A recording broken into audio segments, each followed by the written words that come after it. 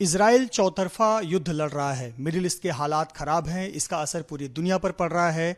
पिछले साल 7 अक्टूबर के दिन जब हमास ने इजराइल पर हमला किया था, उसके बाद से ही मिडिल ईस्ट में तनातनी है और अब ये तनातनी बढ़ती चली जा रही है। आज इस घटना को 1 साल पूरे हो गए हैं, लेकिन 1 साल बाद हालात सुधरने की बजाय और जटिल हो गए हैं, क्योंकि इजराइल पर तीनों दिशाओं से हमले हो रहे हैं। एक तरफ लेबनान, हिजबुल्ला, दूसरी तरफ यमन, तीसरी तरफ ईरान। इस पूरे विषय पर बात करने के लिए हमारे साथ कोबी शोशानी हैं, जो कि इजराइल कॉन्सुलेट के प्रमुख हैं मुंबई में। So welcome to the ABP news network. Thank you talking to us. Thank you very much. First of all, 7th October 2023, it's been 1 year since that incident. What has changed since that 1 year? On one hand, we saw Hamas attacking Israel, and after 1 year, we are seeing Israel is surrounded by 3 enemies. First of all, it's a very, very sad day in Israel. We have to, and we remember so many people that injured, burned, killed, raped, kidnapped, families completely disappeared. And it's a very, very sad day in Israel. I have to tell you that I remember this day like it was yesterday. I was at home here in India, and I opened the Israeli television, and I saw the photos, and I was in shock. It was a traumatic evening, or morning actually. And since then, Israel started a war against Hamas. For 1 year, we actually almost eliminated the military capability of Hamas. We still have 101 hostages in Gaza, in the tunnels of hostages in the tunnels of Gaza. Some of them are alive, some are dead, killed by the Hamas, even after they kidnapped. One day after the event, Hezbollah started the war of Israel, and you have to look about it in a completely long perspective. Since October 8th, one day after October 7th, they started to send every day missiles and UAVs with ammunition towards the cities and the villages of Israel. We tried to understand. We were intercept most of them, but it was a big damage. Since then, 74,000 Israeli, they are out of their home from the south and the northern part of Israel. When I visited Israel a few months ago, I saw these people in the hotels. They are alone. They are out of their home, out of their kitchen and families, and it's not an easy time for Israel. And we have to remember them as well.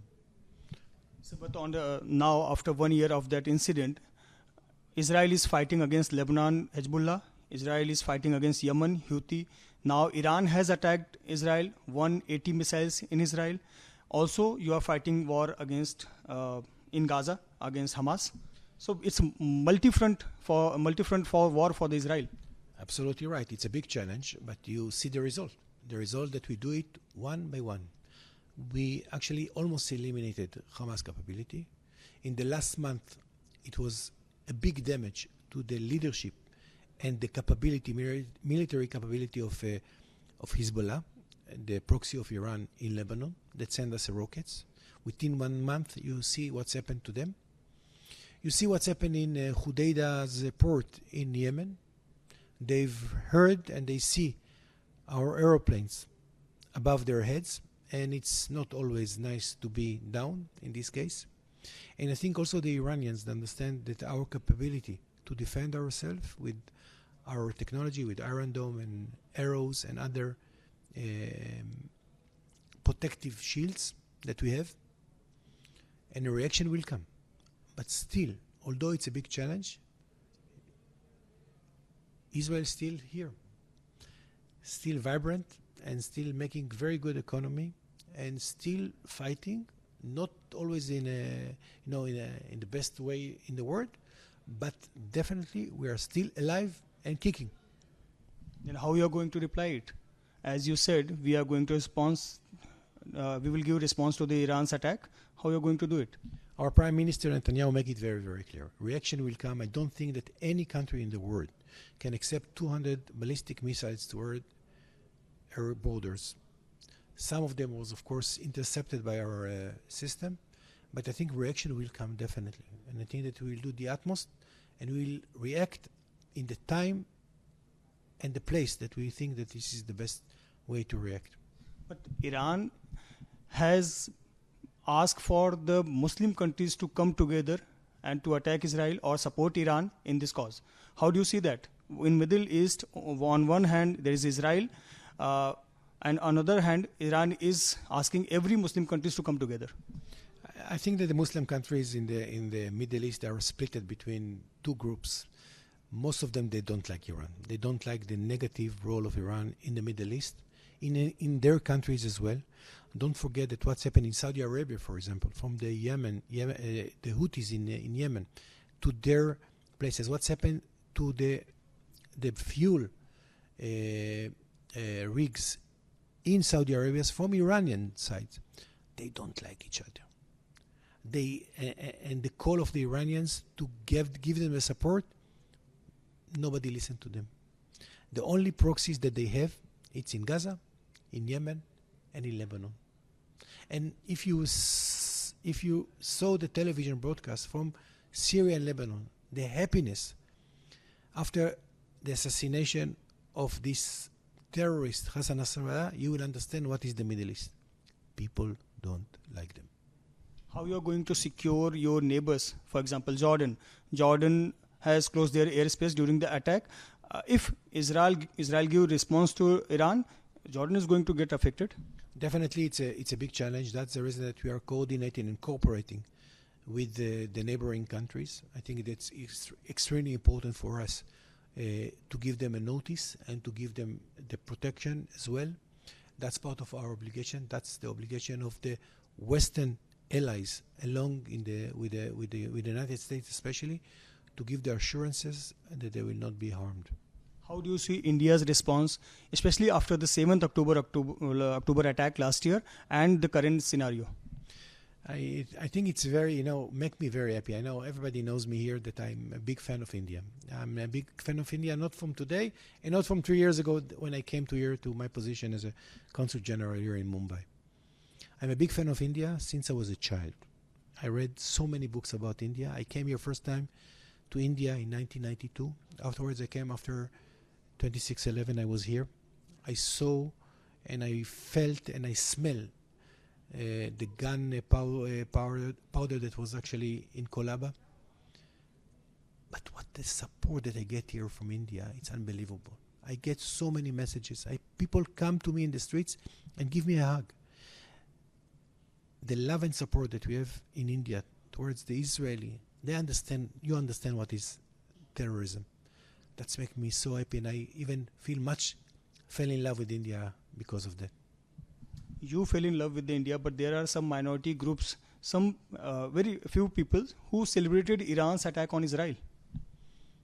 That's their problem. I don't think that I have to give them remarks if they are celebrating the rockets towards sovereign countries, and they are minority, as you mentioned. Most of the people in India and around the world, they understand the Israeli way of action.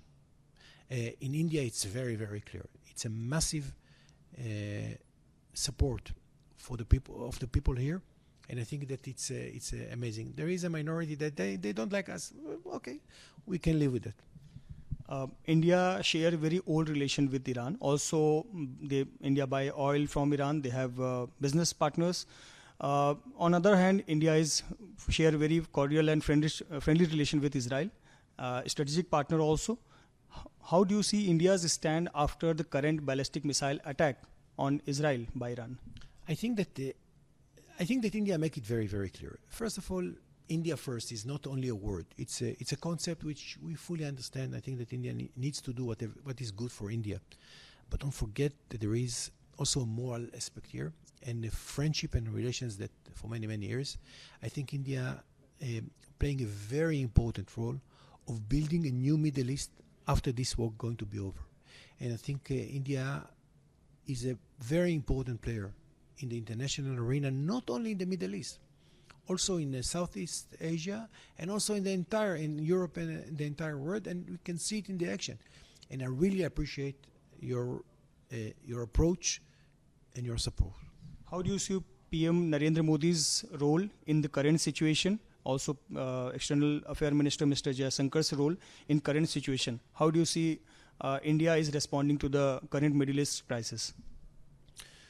You know, Israel and India has a relation since full diplomatic relation since 1992. I mean, it was a consulate here since 1950. That was a representative state of Israel here in the City of Dreams.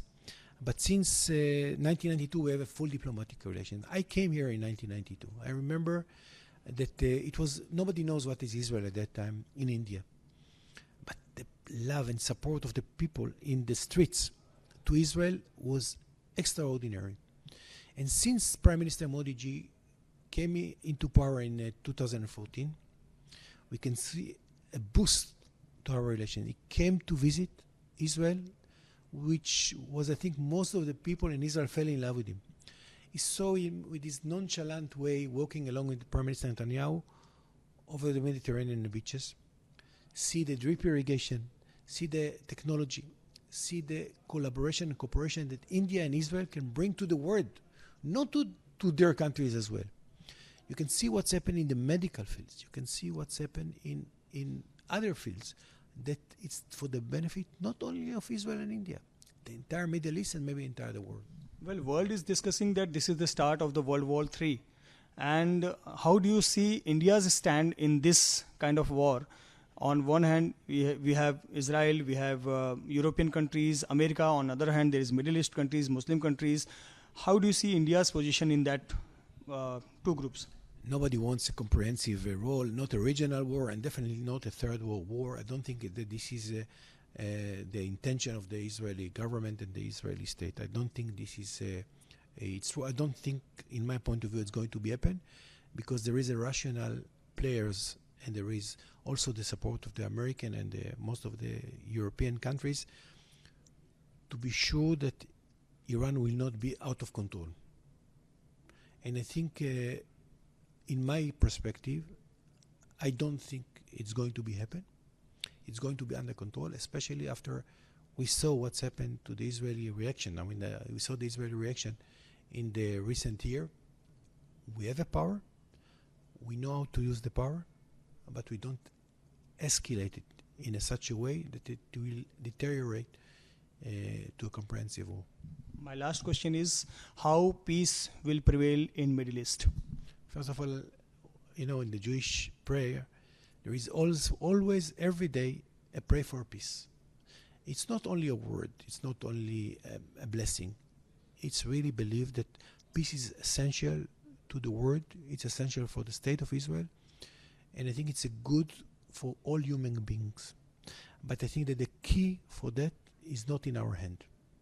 The key is in the hand of terrorists, and we have to first of all be sure that they are not in the field, because they are part of the bearers of making peace in the Middle East. Thank you so much for talking to ABP news network.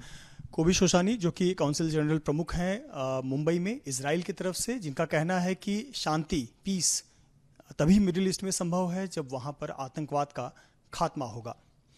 Cameraman Dharmendra Pandey के साथ Mrityunjay Singh, ABP news, Mumbai.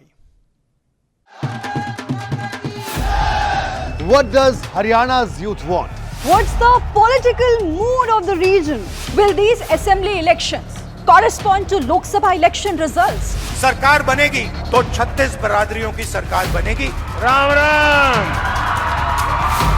Who will have the last laugh? Will it be Nayab Singh Saini of BJP or Bhupinder Singh Hooda from Congress? Will turn the tables this time. Haryana में मौजूद हैं हम इस वक्त.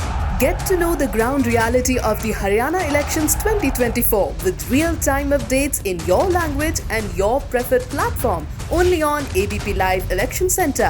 Sahi information, har election.